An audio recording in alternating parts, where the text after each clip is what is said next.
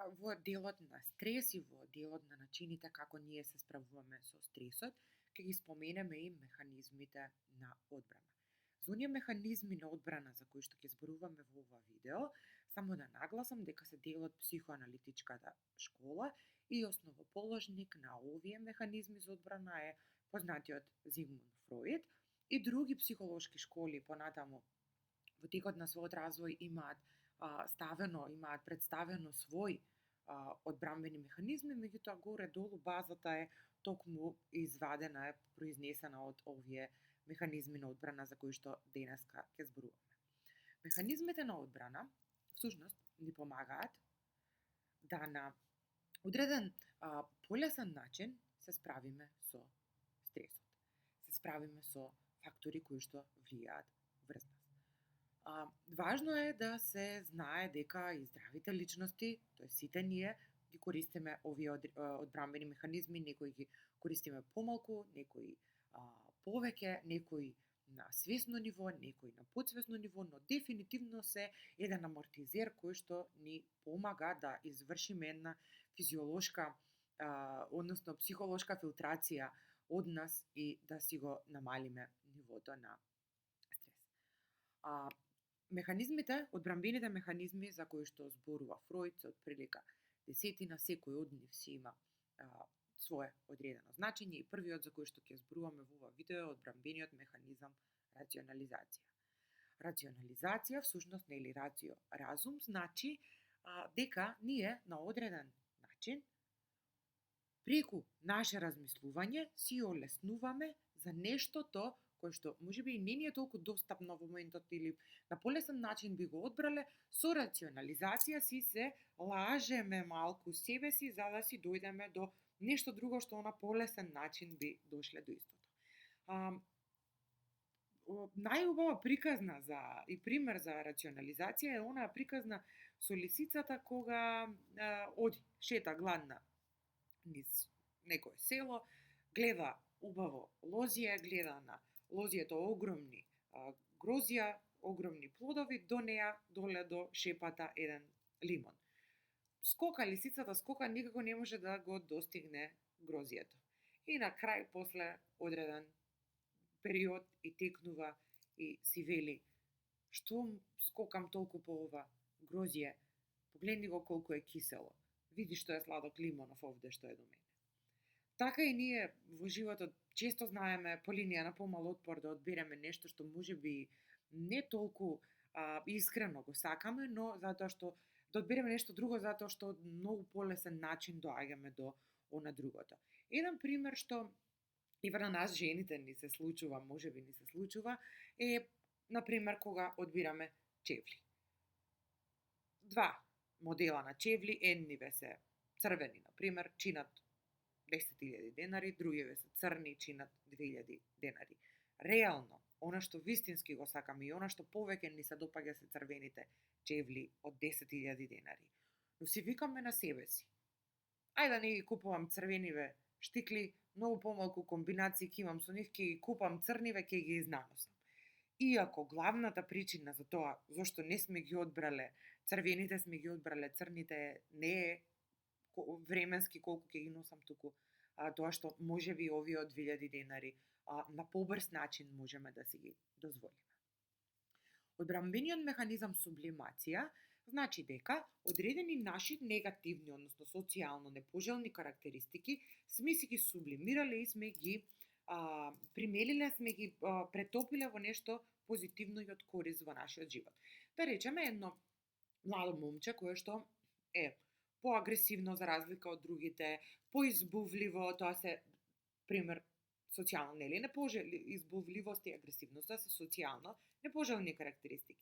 Тој ги сублимирал и се запишал на факултетот за безбедност и станал да работи во службите на МВР, работи од специјалец и така натака. Негација или негирање дека нешто постои или нешто се случува многу често во последен период со време на пандемијава, негација користат оние кои што не веруваат во корона вирусот, затоа што им е полесно да не веруваат отколку да се прилагодат на она ново нормално што се вика.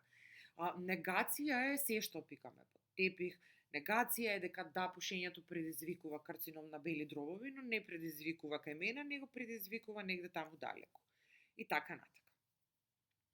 Регресија, нели регрес самиот поим, значи наназад, регресија е одбранбен механизам кој што многу повеќе го користиме ние од женскиот пол за разлика од машките, не за тоа што ни е тоа вродено, туку едноставно за тоа што ни е тоа на балканскиве простори, па и на секаде низ светот, некако се стимулира одреден начин на вакворија, на регресивно реагирање кај девојчињата, па за девојче е окей да не плаче и да пројавува одредено регресивно однесување, а за машките тоа нели е социјално непожелно и уште од мали ги воспитуваме дека треба да бидат храбри, силни и да не покажуваат одредени емоции кои што се несоодветни за нивни години. Регресија е всушност, ако јас во одредена ситуација не се однесувам соодветно за годините кои што ги имам, туку правам регрес, се однесувам за со по-мала возраст да сум. Регресија е, например, ако јас имам 30 на години и во одредена ситуација каде што некој ме прекори за нешто и ми рече дека одредена работа не сум ја завршила, јас почнам да се однесувам како 7 годишно дете, да почнам да плачам, да вриштам и така натака. Социјално пожелно е, например, пооправдано е девојките да плачат во одредена ситуација. Кај машките тоа не поминува баш. Така и не е баш социјално пожелно да го прават тоа. Затоа реков дека повеќе женскиот пол го користи овој одбранен механизам, иако кај машките регресијата се манифестира на други начини. Играњето видеоигри на 30-40 години, игри кои што се соодветни за 7 до 10 годишна возраст, исто така представува регресија. Репресија или потиснување е најнегативниот одбранбен механизам за нас, со најтешки последици, а најпривлечлив и најприфатлив за околината. Репресија значи дека ние ги потиснуваме нашите чувства. Горе-долу со овие останативе одбранбени механизми или ќе извршиме психолошко празнење, или нема ни да дојде до одредено нас, например, со негацијава, многу често и ја одбиваме емоцијата, не ја ни доживуваме. Со репресија, емоцијата е тука и останува внатре потисната во нас. Проблемот е што се што имаме потиснато, кога тогаш? А за жал најчесто на негативен начин, во било која форма, во одредена ситуација, измутирано внатре во нас излегува на површина и тоа најчесто се одвива на несвесно ниво.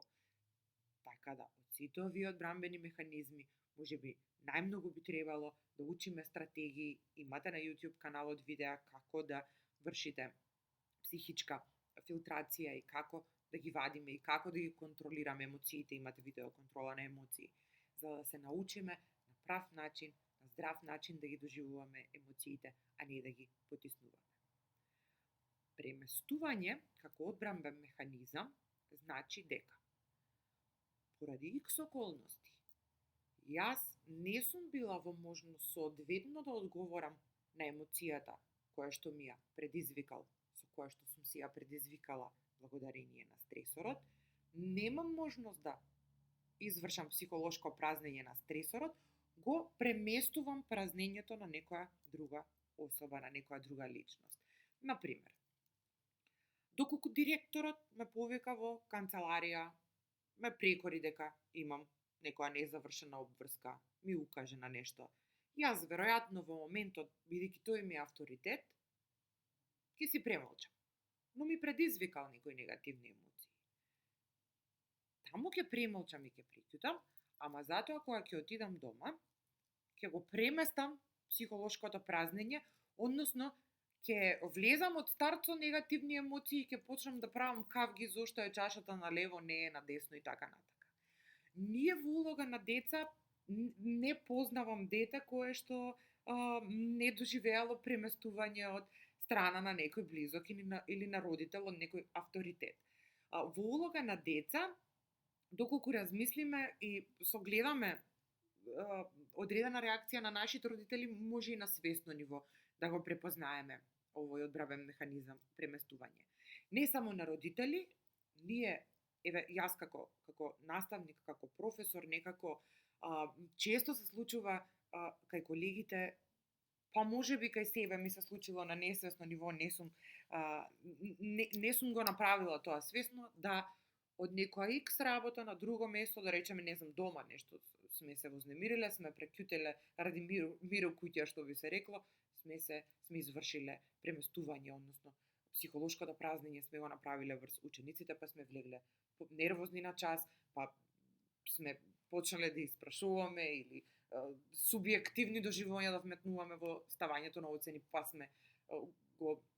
не сме му дале реалната оцена на некој дете и така натака. Следниот, седми одбранбен механизам е фантазија. Фантазијата е нешто што единствено човекот ја има таа можност да биде, за разлика од сите други, нели, живи битија на планетата, единствено човекот има можност да биде кога сака, каде сака, со кого сака и колку сака, со помош на одбранбениот механизам фантазија. Проекција, еден од најбалканските одбранбени механизми, тоа е кога мои одредени негативности, работи што не ги сакам кај себе, работи што се социјално непожелни, работи кои што ми е срам, може би да ги кажам, ги проектирам во некој друг. Често се случува да е сето ова на несвесно ниво и во однос со други луѓе би било во ред да препознаеме дали одредено нешто проектира во нас или вината е навистина во самите нас, во меѓусебната комуникација. Проекција е, например, ако нешто што знам или ми е срам да го кажам во моментов дека сум го сторила јас, да го испроектирам во некој друг. Например, правиме разговор на тема сексуално преносливи болести и да се чувствувам непријатно да кажам, например, дека и јас сум имала искуство со одредена полово пренослива болест, например, и не го кажувам тоа, да, јас знам, имав искуство, туку викам, јас да знам, јас имам една другарка која што е имало искуство со нешто вакво. Значи, мои одредени карактерни особини, случувања, настани, доживување и така натака, ги проектирам во некој друг со одредена цел. Инаку проекцијата и другите психолошки школи малку ја имаат усложнето и имаат и еден позитивен аспект од истата создадено, па имаме дури и проективни техники кои што ги користиме во психологијата како дел од психолошкото тестирање. Проекција е се што ние дури и позитивни карактеристики вметнуваме во нешто друго. Прозата, поезијата, ликовната уметност, театарската уметност, се е тоа проектирање на некои наши субјективни доживувања. Ликовната творба, уметничкото дело е проекција на нешто мое. Нешто мое сум ставила на платното. Драмската уметност, една театарска представа е проекција на оној кој што ја режира или сценарист или сите кои што се составен дел, па дури уметникот, глумецот кој што е дел од таа театарска представа вметнува, проектира своја субјективност во истата.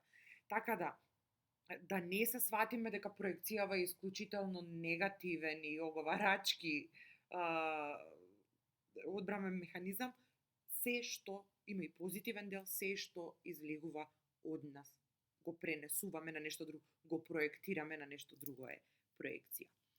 Предпоследниот одбранбен механизам за кој што ќе зборуваме е компензација.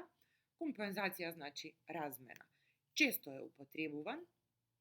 Компензација се мисли дека ако јас, например, не се чувствувам, не си го чувствувам ликот, не ми се допаѓа како изгледам во ликот, но затоа одам и посветувам доволно време во теретана, компензирам и го обликувам моето тело совршено, онако како што сметам дека треба една совршена жена да изгледа.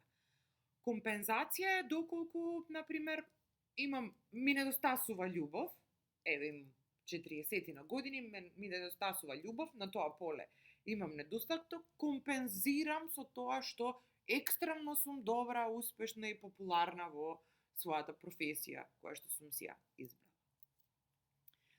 Реактивна формација е најреткиот одбранбен механизам, не толку застапен, и реактивна формација всушност значи дека реагирам спротивно од она што би се очекувало и по логика би требало да изреагирам во дадената ситуација. Например, доколку се шетам некаде навечер по улица, доаѓа група од пет, пет, петорица маскирани личности, очекувано би било дека јас една не би можела да се справам со нив петорица, очекувано ќе биде да почнам да викам и да почнам да бегам. Реактивна формација би било доколку јас им се спротиставам физички на секој еден од нив. Значи, да изреагирам спротивно од она што логиката го предвидува во тој момент. Ви благодарам на вниманието.